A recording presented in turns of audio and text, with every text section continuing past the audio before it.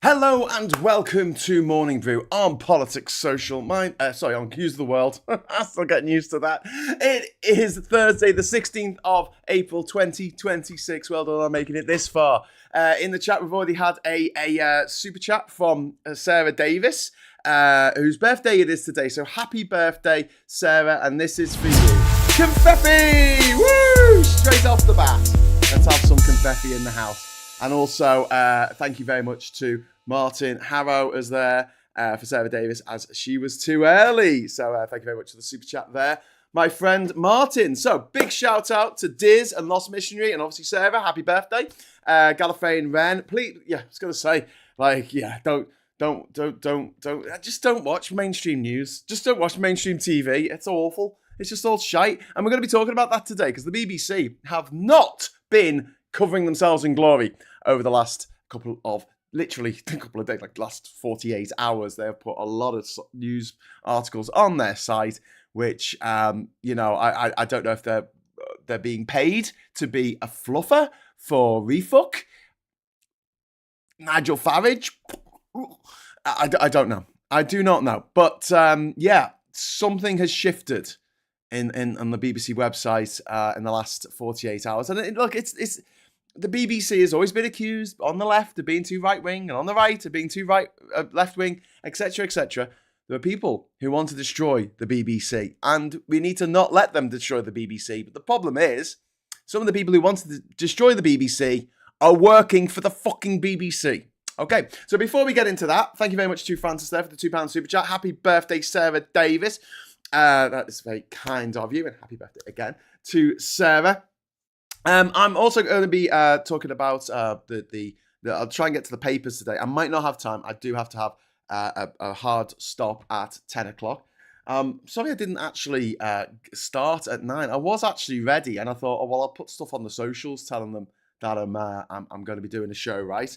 And I'm trying to get onto Blue Sky, and if I could show you my Blue Sky page, it is just literally I'm seeing a butterfly and there's nothing happening. So I was just sitting there waiting, going, come on, load up, so I can start my show. But whatever. A bad streamer blames his tool. Me. Anyway, so we're going to be talking about the BBC today, and also how it seems to be singing from the Refuck playbook hymn sheet. Whatever. Happy birthday, Sarah, says you're an infected of. And good morning, Mr. Hughes. Good morning, you're an infected of up in Scotland. How you doing, my friend? Hope you're all right today. And Sarah says, God, pick my mum up for her appointment. Oh, I'm sorry about that, Sarah, but I hope aside from that, I hope you have a nice time this morning, because we're going to be joining together in a joint slagging off of the BBC, being arseholes, being absolute dickheads. So you can join us for that if you want. Blue Sky app is still not loaded up. I don't know what's going on with Blue Sky. Does anyone use Blue Sky? Does anyone use it? What's my CPU load like? Oh, it's 31%. Okay, it's not too bad. Should be able to load up Blue Sky, shouldn't I? Shouldn't that be something that it should be able to do? Anyway, anyone else having problems, let me know in the chat. Technical problems be damned. I didn't even have time to clean my glasses either, but my funky, super dry, orange, everything's orange these days. Even the President of the United States. My orange thing. Oh, it's not even clean. This is like those napkins that you used to get from like Happy Eater or Little Chef, where it just kind of move things around rather than actually clean anything. Anyway, right. So, welcome to the show. So today we're going to be talking about the BBC. Over the last 48 hours, the BBC has pushed out multiple articles about asylum scam investigations, a domestic abuse fraud angle tied to migrants, and a net zero skeptical piece framed around the cost of net zero and the failure of net zero. These are not random topics. These are the core pillars of refuck messaging. What the fuck is it doing on the front page of the BBC? Right, and you could argue, well, it's news. They need to do investigative journalism. There's elections in a few weeks' time. There's literally elections in a few weeks. Did they not know well, they do know there's elections. This is obviously why they're fucking doing it. So the core pillars of the refuck UK messaging are: the asylum system is broken, migrants are exploiting Britain, and net zero is economically suicidal. And what are the articles that have dominated the BBC news site over the last couple of days? The asylum system is broken. Migrants are exploiting Britain. Net zero is economically suicidal. The key issue is not that these topics exist and not that we need to talk about them, but, fraud happens. Policy can be debated. But this is editorial clustering, framing, and timing. This is agenda setting, not neutral reporting from the BBC. Why now? Why not wait till after the election to publish this, this explosive report into a tiny minority of asylum seekers who are conned by law firms to say coached by law firms to say certain things. Again, the onus is put very much in the headlines of these articles that it's the migrants' fault for doing. The migrants are doing this. The migrants are pretending to be gay. The migrants are pretending to be abused domestically, and therefore it's not. It is the driving force of this is the legal advice that people are given when they come here of ways of making sure that they can get asylum in this country. And if it is a minority, and we'll get into this. So the undercover investigation and these asylum, this investigation advisors allegedly help migrants to fake being gay.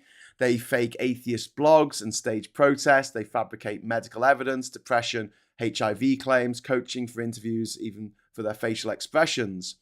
And the follow-up story is that the migrants are allegedly making false domestic abuse claims and claims of a toxic relationships used to secure visas.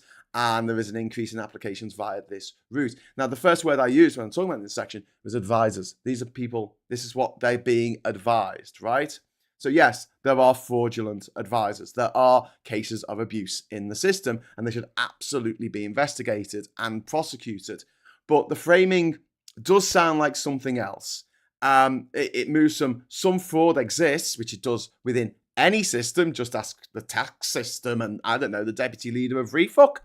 But, some abuse will exist in any given system, whether it is the NHS, whether it is benefits, whether it is subsidies to oil companies or the industrial military complex or the tobacco barons or whatever weapons of destruction, the merchants of death that you want to talk about. But yeah, some fraud exists, but they've moved it to system is riddled with fraud when it's really not. This is a tiny minority. This is a tiny percentage of these claims. Most of them are genuine.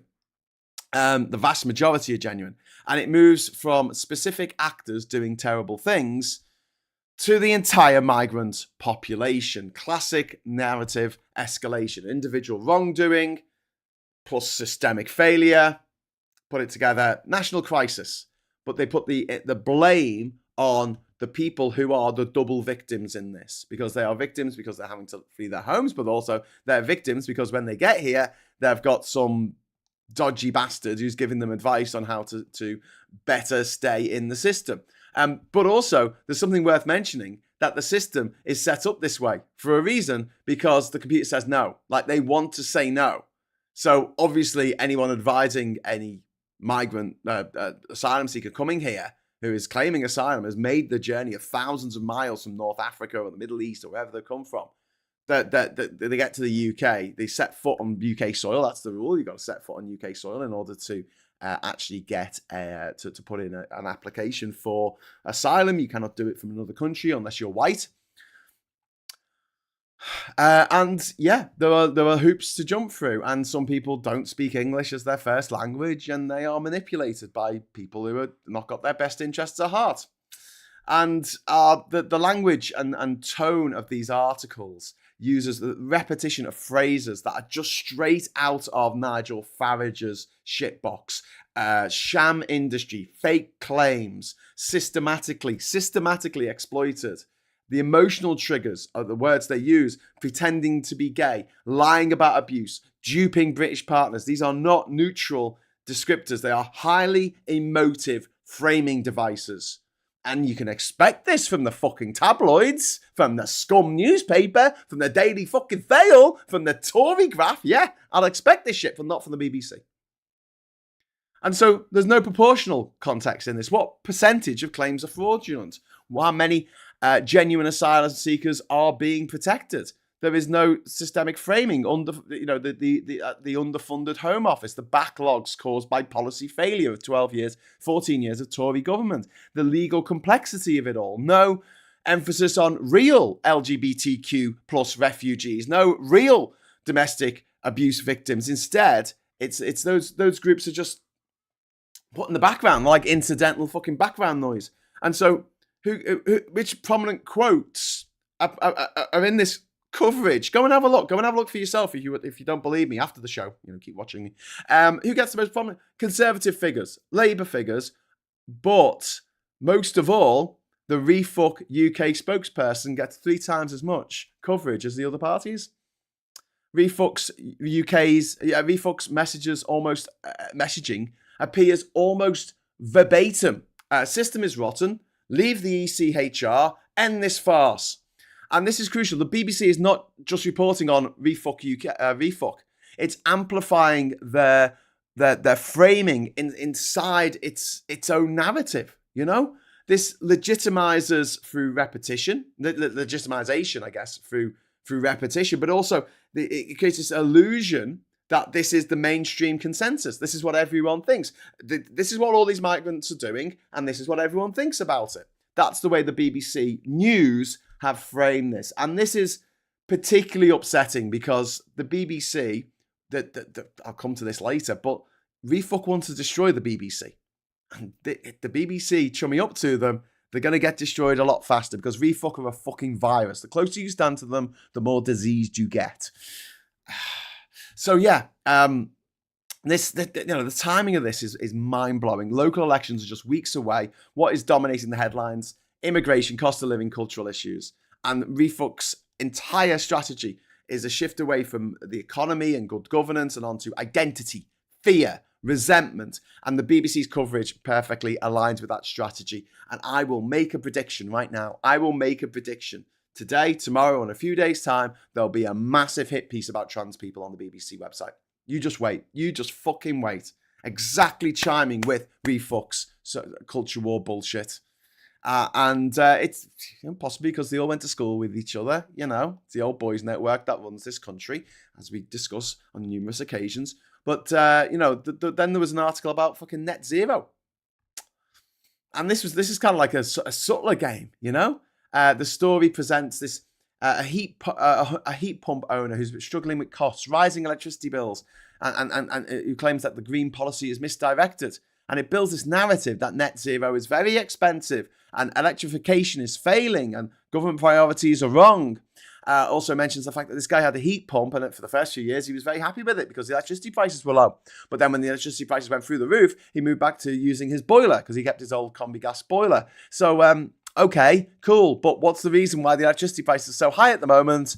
Fossil fuels. Literally fossil fuels. That's the reason why it's so expensive at the moment.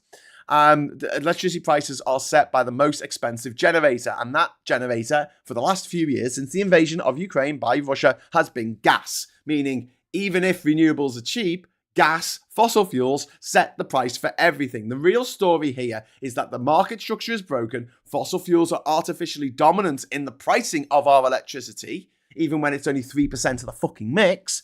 And the framing becomes net zero is driving costs up. And this is a massive distortion of causality on a BBC in-depth report. And who's benefiting from this framing? Well, fossil fuel interests, anti-climate political movements, Refuck UK. Who doesn't benefit? Well, the public trying to understand energy policy. And this is not isolated. If you've ADHD and you like your pattern recognition, have a look at this, right? You line up the stories. Migrants faking asylum claims. Migrants faking domestic abuse. Migrants faking being gay. Net zero making life unaffordable. You get a coherent political narrative. The system is being abused. Ordinary Brits are being exploited. Progressive policies are failing you. They're laughing at you. This is not a coincidence, right? This is a narrative construction a few weeks before important elections in Scotland and Wales and local elections in England. And this is media doesn't tell you about what to think. I mean, there is arguments that when you try and get your message through to anyone through news, you've got selective exposure, selective retention, all that kind of stuff. But The BBC is supposed to be trusted as a neutral dispenser of the news, right? This article on net zero in particular is mostly opinion. It's just asking people, speak your brains, with the old microphone under the chin. And it's painful. Like, it's painful to see like the BBC stooping this low, because I love the BBC. I think it's really important that we preserve it. It's really important that we have at least one media outlet in this country that is not run by a foreign-based billionaire who has not got our country's best interests at heart, if you know what I mean. But media doesn't tell you what to think. It tells you what to think about. It selectively frames, it selectively exposes you to certain stories at certain times. It says what matters and who is to blame. What matters right now? In 2010, the EU didn't matter. Nobody cared about the EU. It wasn't an important issue to people. In 2016, everyone cared about the EU. It suddenly became the most important thing that has ever existed in all of the universe ever, because of the narrative framing by the media and by politicians. In 2016, no one gave a fuck about what toilet a trans woman used. They used the women's, obviously, because they're a woman. What's the problem? But then the media narrative changed and certain billionaires got involved and the oil companies paid lots and lots of money to manufacture a culture war in which now we're told that if a trans woman uses the bathroom, then civilization will collapse.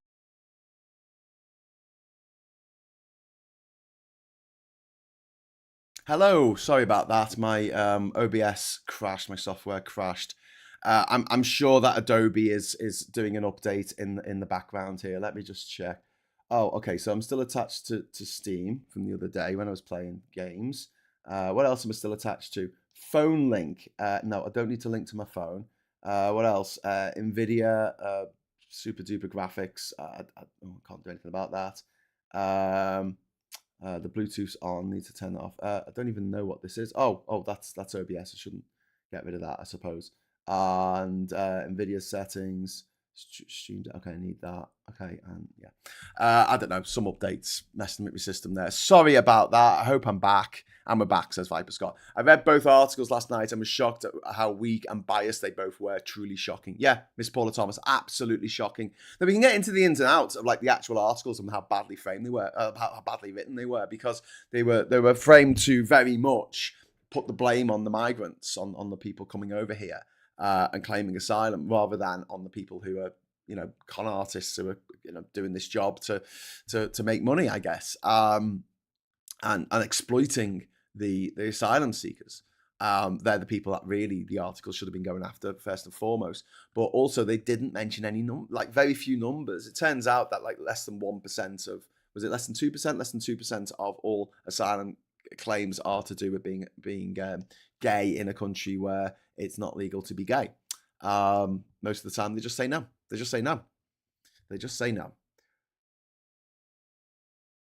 Anyway, so I was talking about how the media framing, how it works, media doesn't tell you just what to think, it tells you what to think about and what matters and who's to blame. And the selection bias, right? Which is when they choose which stories to run and when to run those stories, right?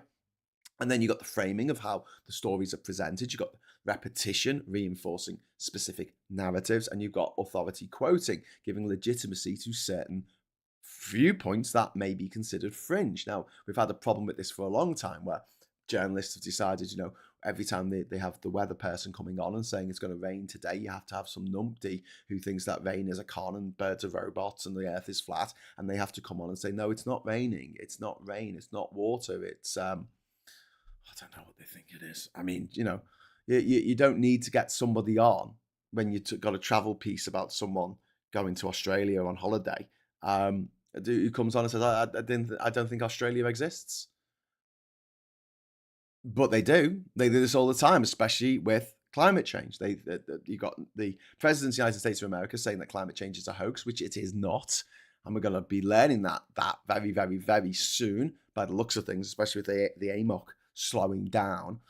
But this false equivalence, they love the false equivalence. They love saying, well, this argument's a bit like this argument. We've got to have another person on, if we say, oh, JFK got shot dead, they have to have someone else who thinks he was tickled to death by a banana. And And then why this matters, it fuels public hostility towards migrants. It undermines trust in asylum protections, and it weakens support for climate action. And it shifts the political centre. It makes the far-right positions of anti-net zero seem reasonable and makes more humane policy seem naive. They think we're naive. They think we're the stupid ones. When it's funny because we know that they're the stupid ones who have never bothered learning anything in their entire fucking lives except what is force-fed down their throat by the tabloid media. And the BBC are joining that chorus of bullshittery and nonsense by doing this at this time. And it's horrific. I mean, it's really, really bad. SpongeBob Death Star, thank you very much for the £5 super chat. As a Scottish person, the BBC has been like this for us for decades, and in my opinion is not fit for purpose. We desperately need impartial media. So, SpongeBob, thank you very much for the super chat. I disagree about I don't disagree about them being anti-Scotland, but I do disagree with getting rid of the BBC. I think that we have a good thing. We just need to make sure that it's not filled with the old school chums of David Cameron and Boris Johnson. That the people running the show shouldn't be all privately educated, all went to school together, all wanked on a cracker together. That should not be the case. But it is. The BBC is over 50%, or the higher echelons of the BBC is over 50% privately educated. And they absolutely dominate the BBC, and that's got to stop. That has got to stop. But I think that it needs to reform from within. I'm not talking about the party here. I'll just call them refuck. It needs to reform from within. I don't think there's a problem with the actual idea of the BBC. And I hate the fact that BBC News is dragging all the other aspects of the BBC down. Obviously, David Attenborough turns 100 in just a few weeks' time on the 8th of May. And he is, for me, the personification of the values of what the BBC should be standing for. And it should be standing for impartiality. It should be standing for just telling you the facts. A little oasis somewhere in the universe that is not run by a tech baron, but not run by some billionaire bastard who lives in South Africa or America or Canada or France or Germany or Monaco, who is dictating the narrative that the country follows. Because the power of these media outlets is incomprehensible. And if I was fucking Labour, I would be sorting this shit out. I would be absolutely sorting this shit out. And, you know, you're not supposed to tie the hands of future governments, blah, blah, blah, blah, blah. But there is a lot that they could do with the BBC to get it in fit for purpose. BBC News. The drama, the comedy, the natural history stuff. Fucking wonderful. Fucking great. Go with God. Keep making that stuff. But you know that the first thing that the fash want to do is get rid of the BBC. Just like in America, the first thing that Trump wanted to do is get rid of PBS. Wants to get rid of Sesame Street. Because he hates the idea of something being for the public good. And this is why, for years now, the right wing have placed their people like Robin Gibb, in the BBC to fuck it from the inside. To put some privately educated toff in charge of Question Time so that Refuck or UKIP or the Brexit Party or whatever, Nigel Farage's, the tapeworm that is Nigel Farage, whatever his latest fucking host is for his disgusting abomination that is his existence. Platforming them on multiple occasions in the run up to the fraud referendum, right? Whenever they had an MEP on there, right? They were always from a Eurosceptic wing. They were either a Tory or a UKIPper. Every fucking time they had them on Question Time. Unbelievable. Just look at the stats and the number of times that Nigel Farage has been on there. You know, they're like, well, he's a consequential politician. Yeah, because you're making him a consequential politician. Because you keep focusing on what he's got to say about everything. Even though he's only got a handful of MPs. Most of them, nearly all of them, ex-Tories. Actually, all of them ex-Tories. Viper Scott, thank you very much for the £2 super chat for Dizzers and Confetti, Sarah Davis's Confetti time. Thank you very much, Viper Scott, for that. That is very kind of you. As far as I'm concerned, the Beavers simply become a form of managerial doublespeak, changing their language to promote their view over a more balanced approach. I wish it was not the case, to be honest. Yeah, so do I. Look, I'm not going to sit here and defend this, right? Defend the BBC, especially BBC News, as it is right now. I'm saying it needs reform, but it needs reform from within, right? It does not need to be destroyed and then something else to rise from its ashes, because invariably that something else will be hijacked by. So we imagine, like, okay, the Labour government say, right, we've had enough of this BBC shit, we're going to get rid of it, right? And then they lose in 2029. What do you think if refuck get in? What do you think they're going to do with the replacement? How do you think they're going to build it? What principles do you think it's going to stand by? Anti-woke, anti-trans, anti-net zero, anti-immigrants. But yeah, this kind of coverage, it makes the far right position seem more reasonable. So what the BBC are doing here is shifting the Overton window to the right, and it makes more humane policy seem naive. And this is a feedback loop between media and politics, created by politicians, by the BBC, by this revolving door that we've seen for years with the tabloids, and we expect it from the tabloids, even though they should be brought to heel when it comes to just pumping out fucking lies and propaganda all the time. And and here's the truly staggering part: Refuck's UK platform includes attacking what they call woke institutions, defunding public bodies. And who do they think is woke? Who do they regard as a public body that's too woke, that needs to be gotten rid of? The BBC. Farage and his allies have repeatedly criticised the BBC, framed it as biased, bloated, unnecessary, because it's not privately owned by some foreign billionaire. And Farage and his allies have repeatedly criticised the BBC and said that it's biased, bloated, unnecessary. They're the words that he used. And now the BBC is amplifying their narratives, reinforcing their messages, helping their dickheads, their racist dickheads, right, across the country, across the countries, to be elected, helping shape the political environment that these fucking worms fucking thrive in. Darkness and fucking rot. And this will not end well for the BBC. The BBC appears to be chasing clicks, chasing outrage, chasing political relevance. But in doing so, especially in the run-up to these fucking elections, you know, honestly, in a month's time, if these articles had come out, I wouldn't do a story about it. I might mention it as part of another show, you know, just like talking about, oh, by the way, the BBC have gone after bloody migrants for some reason. I don't know why they've gone after them so hard this week, but you know that happened. But this is in the campaigning stage of a national. I know it's not a general election, but it is national elections. We have local elections in England. We've got Senate elections in Wales, and we've got Scottish Parliament elections in Scotland.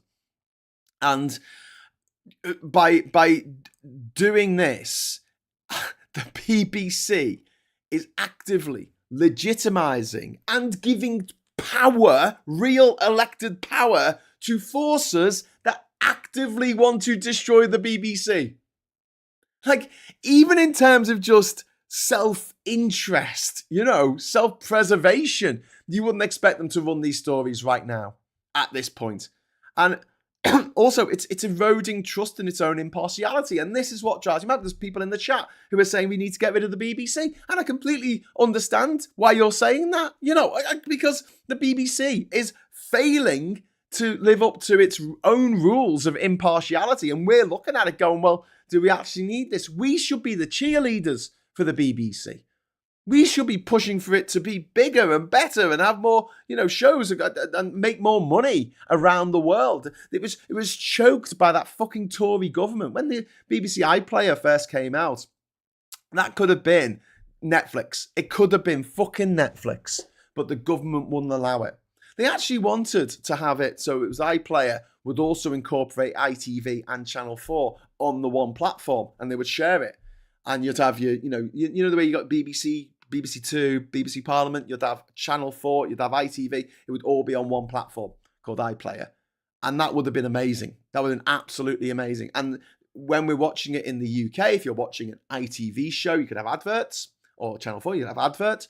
Or if you're watching a BBC show and your IP address is another country, you have adverts. And the BBC could make money from advertising, but the government fucking blocked it. Fucking arseholes. Fucking arseholes. You know, the BBC, by doing this, or BBC News by doing this, is becoming part of the political machinery that it is supposed to scrutinise. And if refuck get power, they're not going to reward the BBC for helping them, for letting Nigel Farage go on Question Time 17 billion times. They're not going to give them a fucking cake. They're going to fucking gut them. It's going to be like, thanks a lot. They're going to give them a hug, just like in the Red Wedding, and then they're going to fucking stab them in the back.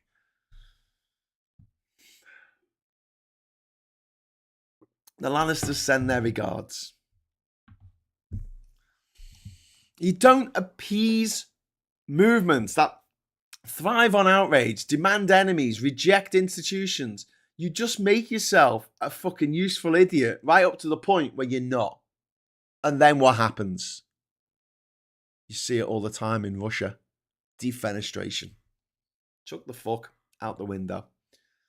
The BBC, if the BBC thinks platforming, refuck narratives in the run-up to fucking crucial elections will protect it, it's not just wrong. It's literally helping refuck to dig the BBC's own grave, which is the intention, which is why Boris Johnson and David Cameron put their old school chums in charge. They put them on the board. They made them chairman. They made them governor. They made them, director of programming, because they want to destroy the BBC. This is a years-long project.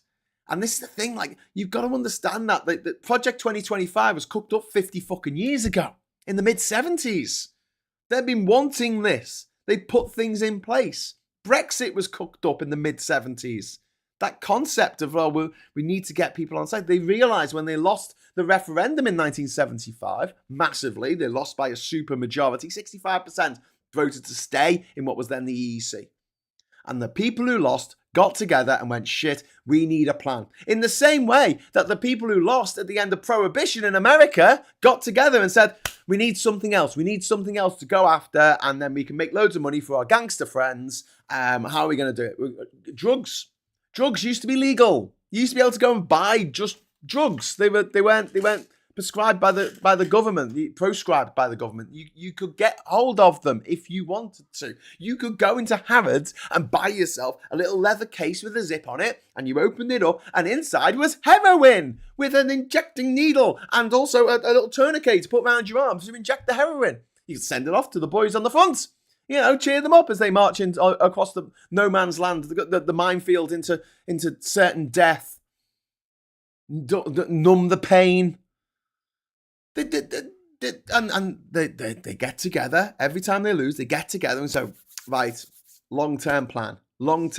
How are we going to do this, right? And they're thinking 10, 20, 50 years into the future. And they plant these seeds. And this is what the government, the Tory government did. And this is what they've been trying to do with the BBC for years. Planting those seeds for the downfall of the BBC. And if they continue to run stories like this, it's going to mean that people like you and me are not going to stand up for the BBC when the bad people come for it, because of the shit that the BBC have done. And that leaves us in a bind, because we need the BBC to report, on what's going on. I do not want it to be placed by a privately owned news source of bullshittery. But this is the way it will go. If the fash get their way, if the Trump supporters, the Trump Heritage Foundation, Project 2025, all those fuckers, if they get their way, this is what they'll do. And you've seen it in America, where they destroyed USAID, no aid going out to other countries anymore from America, where they gutted PBS, which is the equivalent of the BBC over in the US. Got rid of it. The BBC regularly advertise on YouTube. I object to my license fee payments being used to advertise on other platforms. Do you mean they advertise on other platforms? What, the BBC shouldn't advertise itself? Well, the BBC, there's BBC that we pay for, and then there's BBC Worldwide, right? So technically speaking, I never worked for I did work for the BBC because that's the umbrella organisation, but I worked for BBC Worldwide, which is the money-making side of the BBC. That's the bit that sells distribution rights around the world, also sells like DVDs and VHS tapes, if you're old enough to remember. That's BBC Worldwide, and they aim to make money. And if advertising on YouTube brings in money, because they don't do it just to give YouTube money, then I think it's fair enough. I hate the guys from Top Gear. I hate Jeremy Clarkson. I think he's a fucking gobshite. But God, that was a cash cow for the BBC. That was sold in every single territory in the world. Top Gear. People fucking loved it. Like, I saw it in Argentina. I saw it in which is ironic because they did an episode that upset the Argentinians. I saw it in Argentina. I saw it in India. I saw it in Saudi Arabia. I saw it in Hong Kong. Like, everywhere I went, there was a channel showing fucking Top Gear. They made a shitload of money out of it in a way that they don't make money out of EastEnders. If there's anything I'm going to object to the BBC's wasting money on, it's soap operas, because they don't sell soap.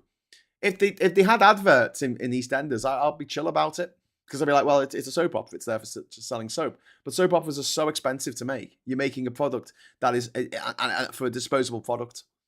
Because nobody buys an episode of EastEnders on DVD ever.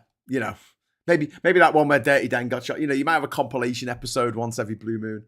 But other than that, no. People are just, soap operas are just a money pit, unless you are on a channel that is actually making money from people watching the adverts. I don't really understand why we have EastEnders.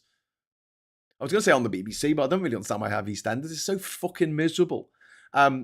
Years ago, I did a roundup of 2017, and at the end of it, I was talking about the Christmas edition of EastEnders, and I actually sat down and watched it for the first time in years. And on the Christmas Day episode, which famously in the past had Arthur Fowler in jail crying himself to death, on this episode, there was like someone cried on a toilet, someone cried in a taxi, someone cried on the kitchen floor, and then someone fell off a roof and died on Christmas Day. And it's like,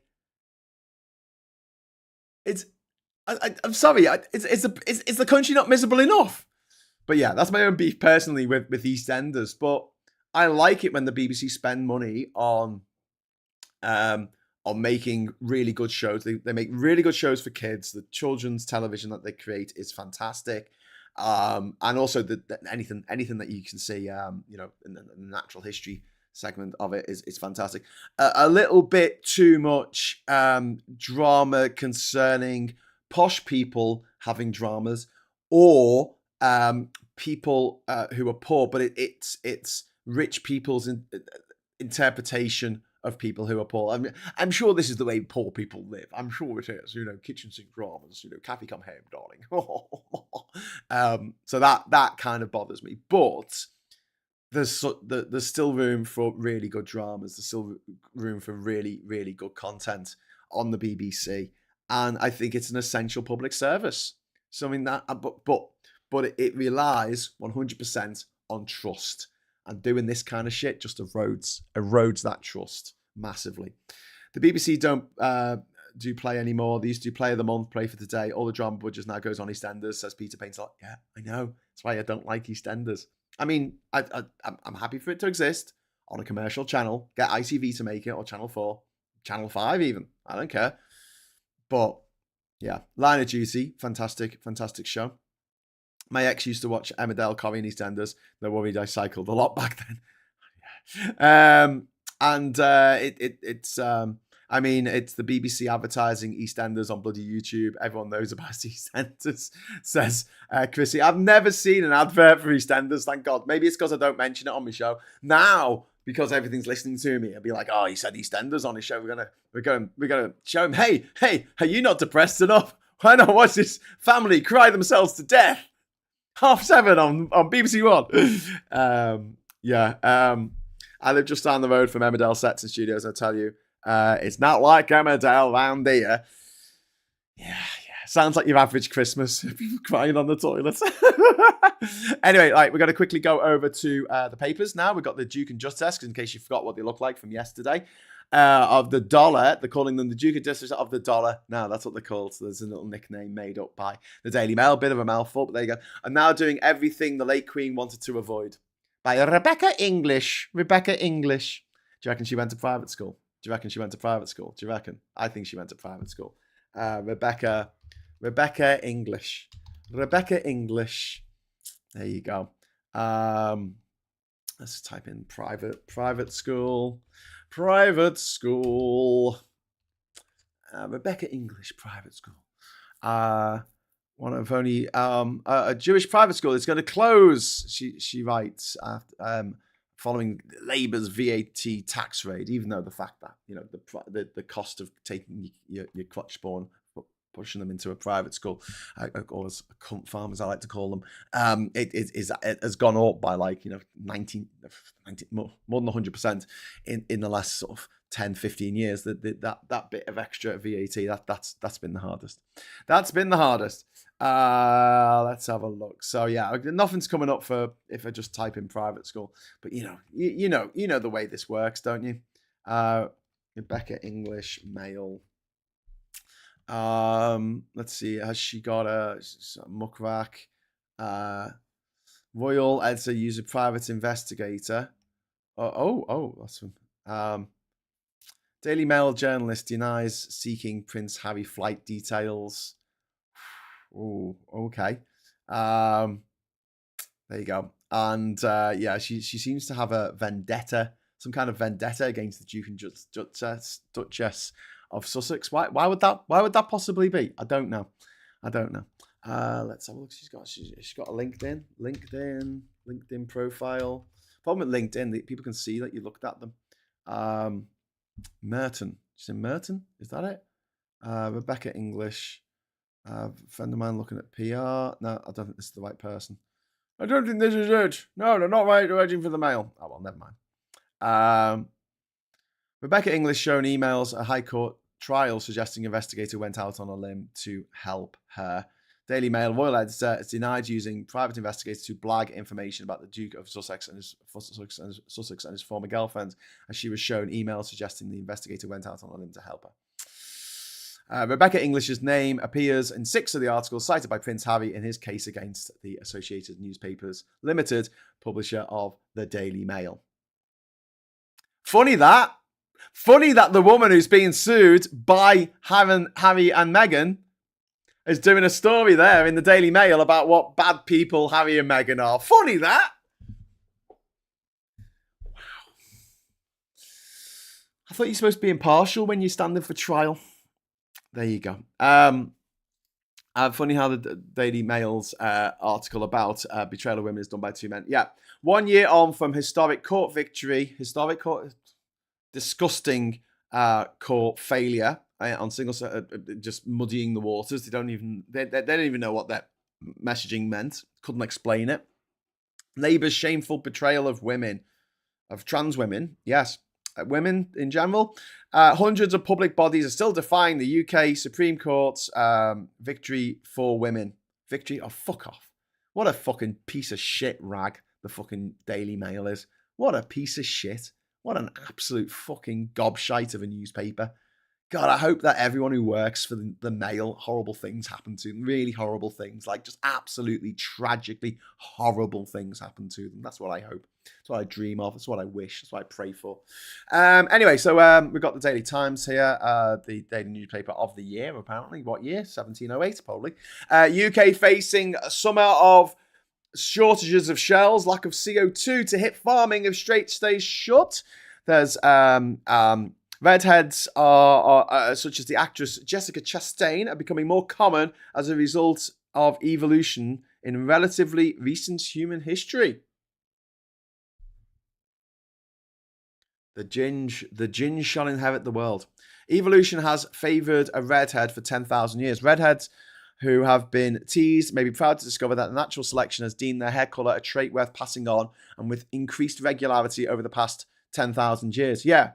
Have you seen Karen Gillan? Have you seen Have you seen Karen Gillan and the Little Mermaid from the cartoon? Not from the live action one, but Little Mermaid and Jessica Rabbit.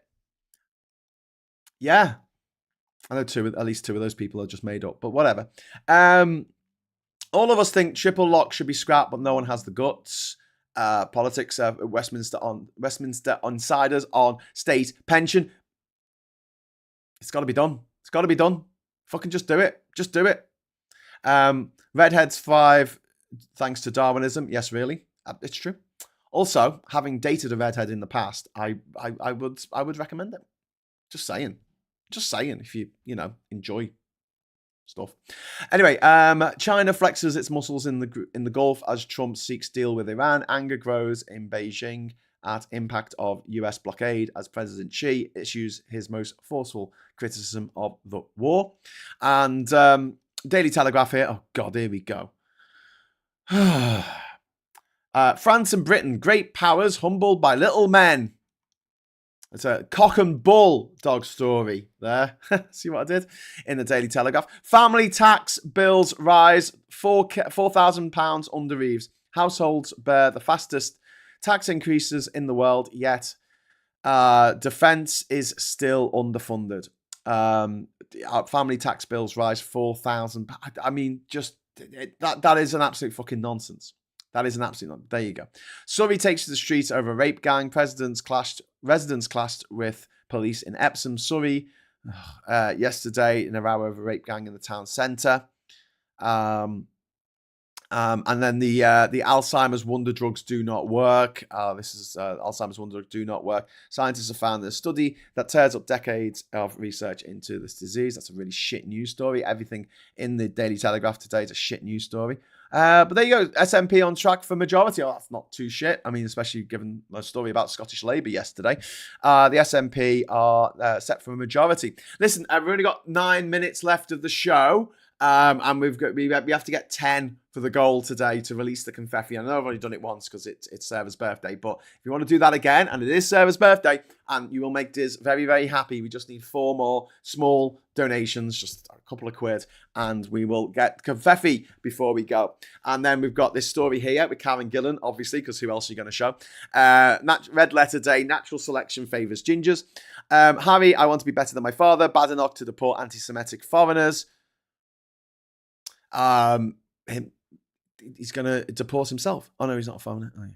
Your county needs you to turn the air. So these, Badenoch. Sorry, I read that as Farage for some reason. Badenoch wants to deport anti-Semitic foreigners. I was going to say it's a bit ironic if that was Farage doing that. The guy used to go around singing about how much he loved Hitler when he was a kid. Your country needs you to turn the air blue. Academics creating a swear word map of Britain. They're asking the public for their favourite local insults. Liverpool, gobshite. Fucking gobshite. Love that expression. Ireland as well of gobshite. That's boss. So fucking gobshite. Hungary, new PM in anti-Orban purge. Hungary's Prime Minister-elect Peter Magyar will suspend state news broadcasts once he takes power in a purge of pro-Orban institutions. Thank you very much to Viper Scott there. I'll go on to get confetti. Thank you very much. And also Saz has dropped £2 in to get confetti. We only need 2 more super chats now, and we will get the confetti that we all dream of. Dementia drug effect is banded trivial. There's Zendaya there looking absolutely beautiful. Steals the show with June-inspired look. She's looking fabulous as always. Sacked DJ Mills breaks cover. Another super chat's come in from Sibi. I need 1 more now. 1 more massive super chat, and we can have confetti, which will be amazing. First picks of Scott Mills, Westminster. What's this? No hiding place. PM hauls tech giants into number 10 to demand safeguards for kids. Grieving parents call for action as MPs vote down under 16's ban, which is a bit of a shame. For the rascal Diz, we did it! We did it! Colin Baker, thank you very much to Colin Baker and Martin Harrow there. Thank you very much. And now I get to do 3, 2, 1, confetti! Yay! Confetti time, says Viper Scott. Yay! Oh, I love a bit of confetti in the morning. Smells like victory. Pardon me. Sam shook this cold from the end of fucking, where was I? February. Happy birthday, Sarah, says Daylight M. Ah, thank you. Thank you. We'll get another confetti. This is for Sarah. Happy birthday, Sarah! Woo! You've got friends here. You've got friends here. Okay, so that's the confetti done. And now we're going to go back to the papers very, very, very quickly. Westminster, Sam, Parliament full of hands-on members. MP Samantha Niblet, who was Samantha. Okay, that makes sense. I think yesterday we were looking at the paper and I was like, is that name correct? Because the names didn't it said Sarah. Yesterday's paper. I'm gonna look now, because if you keep scrolling down, you can see the papers from yesterday, and I'm sure. No, it says Samantha. I'm sure it said Sarah on the version that we saw. Maybe I was just dreaming. I thought they got the name wrong. Anyway, so Sam. This is a second story about the fact that an MP stood up in Parliament and talked about porn and sex toys. Second story in 2 days. Do you speak Whale? Yes. War windfall. This should be the newspaper, the front story on every paper. Big oil makes extra $30 million per hour during the conflict, where it's pushed the price of fossil fuels up through the fucking roof.